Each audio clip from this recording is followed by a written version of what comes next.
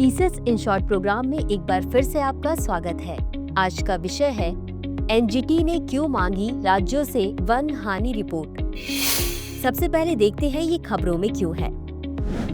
हाल ही में national green tribunal यानी NGT ने सभी राज्यों और केंद्र शासित प्रदेशों से भारत में वृक्षावरण के नुकसान पर रिपोर्ट मांगी है, क्योंकि ग्लोबल फॉरेस्ट वॉच यानी GFW की रिपोर्ट के अनुसार भारत ने वर्ष 2000 से अब तक 2.33 मिलियन हेक्टेयर वृक्षावरण खो दिया है।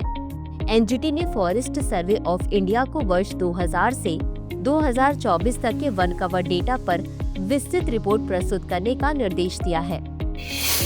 चलिए अब देखते हैं वृक्षावरण हानि के प्रमुख कारण क्या हैं।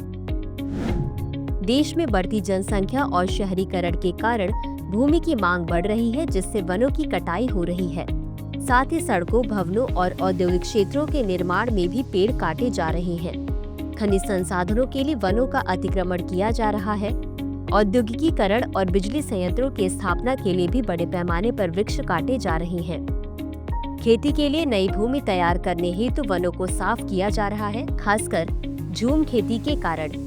लकड़ी की मांग और वाणिज्यिक उद्देश्यों के लिए अवैध कटाई से वनों को नुकसान हो रहा है। जंगल की आग, सूखा और तूफान जैसे प्राकृतिक कारणों से भी वृक्षावरण प्रभावित हो रहा है। चलिए अब जानते हैं राष्ट्रीय ग्रीन ट्रिब्यूनल यानी एनजीटी के बारे में। इसकी स्थापना वर्ष 2010 में भारतीय संसद द्वारा पारित राष्ट्रीय ग्रीन ट्रिब्यूनल एक्ट के तहत की गई थी। इसका मुख्यालय नई दिल्ली में स्थित है, जबकि इसके क्षेत्रीय न्यायालय विभिन्न राज्यों में स्थापित हैं।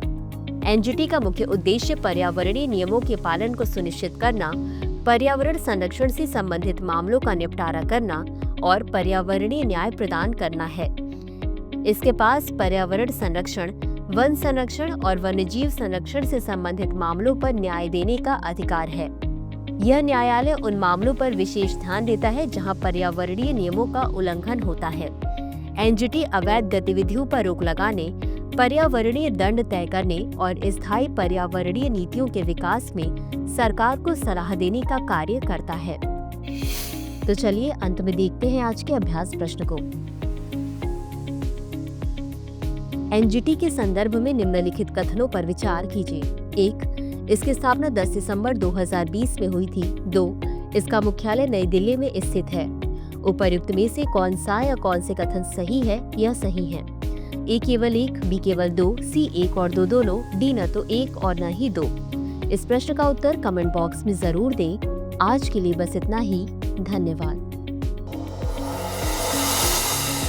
डियर व्यूअर्स, अपने एग्जाम की तैयारी को और बेहतर करने के लिए हमारे चैनल को लाइक, शेयर और सब्सक्राइब करना न भूलें।